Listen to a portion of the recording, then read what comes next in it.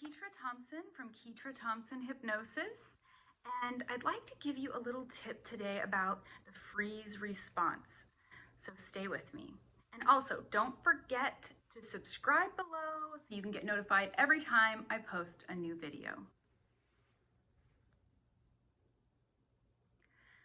Hey you guys, I wanted to just pop in here and talk a little bit about the freeze response. You've probably heard of the fight or flight response, but there's actually more to it. There's fight, flight, freeze, or fawn.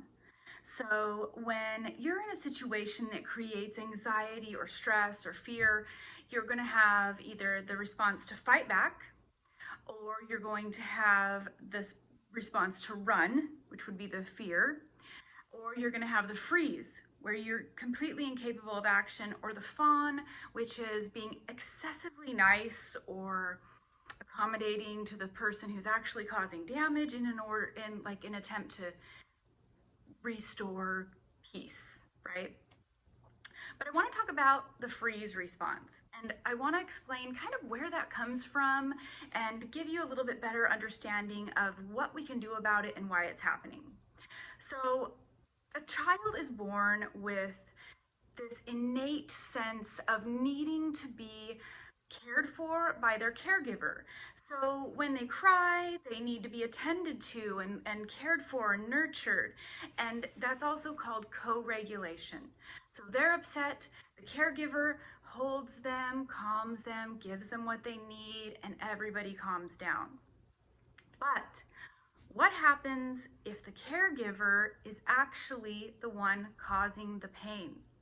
If they're being abusive, or they yell a lot, they're being frightening in some way, then this child has an overwhelming sense to be comforted because they're afraid and they have this panicky response inside. And so that natural tendency to want to be comforted would be to go to the caregiver and have them comfort them. But they know that that's where their source of pain is coming from, and it creates absolute confusion inside their mind, and they freeze.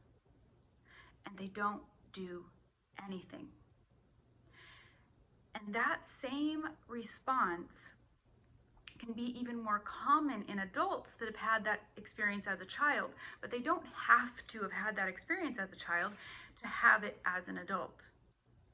So if someone is in a destructive, chaotic relationship with a spouse, who is, by the way, also supposed to be our primary comforter in adulthood, because that need doesn't go away.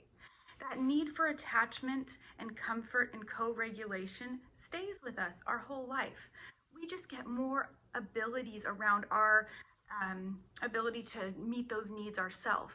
But we still have that need in a partnership, and that's why we have partnerships that are committed, and we have a spouse because we want to share life, and we also want to co-regulate.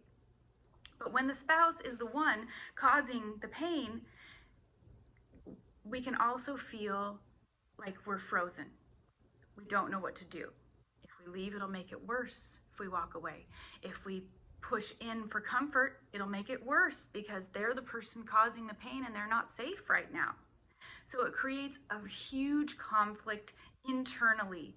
And what happens is, in a situation like that, normally the spouse would acknowledge at some point, hey, what I said there was really harsh. I shouldn't have done that. I was bothered by some other stuff going on, but regardless, I shouldn't have behaved that way. I'm really sorry. And I'm going to do something to make it better. I'm going to do something different next time. And they would have a true accountability style repair that happens. And then together you would co-regulate. You would hug, you would connect, and you would probably be stronger for it because you would be building trust that change can happen and accountability can be taken. But if that doesn't happen, and the person causing the chaos never takes responsibility for what they've done, they just kind of sweep it under the rug, now you're left knowing that no one's talking about it anymore, and no one said they're sorry, and no one took accountability, and no one made repairs.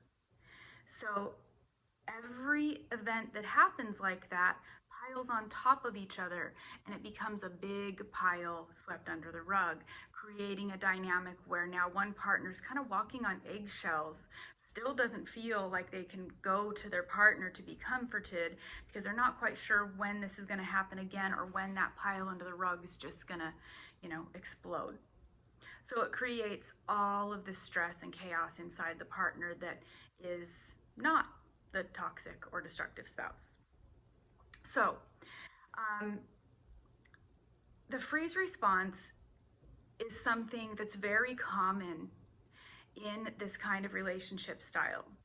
And it's actually connected to the disassociation issue, where someone kind of disassociates from something that goes on in order to protect themselves emotionally. And so sometimes people who did that as kids to protect themselves can kind of disassociate and shut down. But there's another reason that I want you to understand that this happens. Whenever we hit the fight, flight, freeze, or fawn response, our body goes into panic mode, and it sends the blood from our head down into our large muscle groups, because we might have to run or fight or something. And so we actually have less ability to think clearly in the cognitive part of our brain because we don't have the blood flow. And so you might relate to this. You might feel like you have kind of a foggy memory of what happened after things calm down, or you just don't have clarity because that part of your brain literally doesn't have as much blood to function, and so it can't remember. And this is why memory issues are a real issue for people in these relationships, because the blood is so regularly being drawn to the large muscle groups of their body when they go into the fight, flight, freeze, fawn response, that they don't have enough in their brain to remember. So all that to say that the key here is catching your response really quickly. And when you first start doing it, it's not going to happen as fast as you would like it to. But the more you do it, the faster you catch it, the feeling, the sensation, the quicker you can flip it around. So I want you to pay attention to how your body reacts. When something's going sideways and you know it, what happens? Do you get hot in your face? Does your fingers start to feel hot or trembly? Do you get a knot in your stomach? As soon as you notice it, I want you to catch the feeling just like that, and I want you to flip it around. You take the feeling and you embrace that it's there, and then I need you to be able to replace it with something that's true. That might mean in the first times you're doing this, you call a timeout and you get out of there so you can calm your nervous system down. And then you need to replace it with truth. The truth is, this issue is probably not about you. It's probably about the other person's triggers, the other person's issues. So you need to tell yourself the truth. And you need to practice doing that regularly. And one tool that I can give you for just calming down when that anxiety builds is associate yourself to the anxiety and feel it. And right now you can do this with me. So I want you to imagine that you're stuck in traffic and you really need to get where you're going, and you're frustrated and you're sitting there in traffic, and I want you to feel that feeling. And then I want you to move your hand in a circular fashion in direction of that anxiety getting worse, getting worse, getting worse. Do it with me. Getting worse, kind of in a spinny rotation thing, getting worse, getting worse. And then I want you to stop. And I want you to move backwards the other way.